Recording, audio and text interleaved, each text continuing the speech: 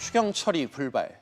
6월 임시국회 마지막 날인 오늘 국회 본회의가 사실상 무산됐습니다. 자연스럽게 추가 경정 예산 등 이 시급한 경제 현안 처리에도 제동이 걸렸는데요. 취재 기자 이 내용 짚어보도록 하겠습니다. 이한승 기자 나와 있습니다. 이 기자. 네.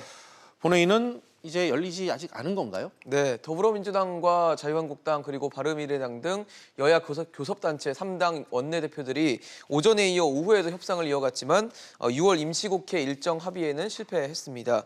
정경두 국방부 장관의 해임 건의안과 추가 경정 예산안 그리고 일본의 수출 규제 철회 촉구 결의안 처리 등을 두고 여야 간 이견을 좁히지 못한 겁니다. 예. 여당은 소속 의원들을 자정까지 국회에 대기시켜놨지만 본회의가 열릴 가능성은 현재로서는 높지 않기 때문에 각종 현안 처리도 쉽지 않은 상황입니다.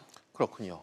구체적으로 어떤 경제 현안들이 있는지 좀 짚어주시죠. 일단 대표적으로 꼽을 수 있는 게 말씀하신 추경안 그리고 또 탄력근로제가 있는데요. 예. 일단 탄력근로제를 좀 보면요.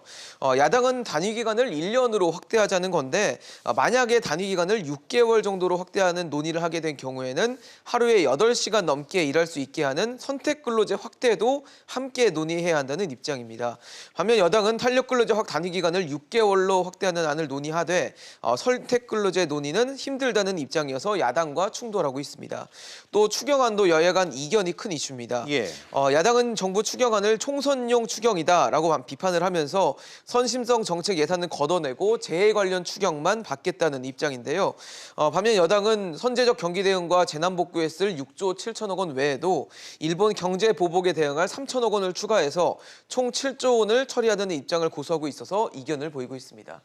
그렇군요. 추경안이 국회에서 처리가 안 됐다는 뉴스 상당히 좀 여러 차례 좀 나오고 있는데 그렇죠. 추경안이 올해 처리가 되긴 되는 겁니까?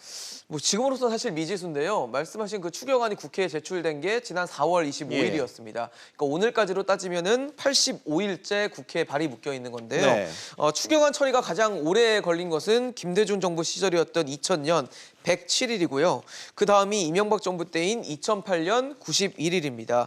문제는 이번 추경안이 언제 국회를 통과할지 알 수 없기 때문에 역대 2위를 넘어서 최장기간 국회에 계류된 기록을 갱신하는 불명예를 안게 될 수도 있습니다. 네, 이 기자. 만약 이 추경안이 처리가 안 되면 정부가 지금 잡아놨던 각종 경제 계획들이 제대로 차질을 빚을 수밖에 없겠네요. 그렇죠. 아무래도 최근에 한국은행이 경기를 부양하는 성격의 금리 인하를 단행한 바 예. 있는데요.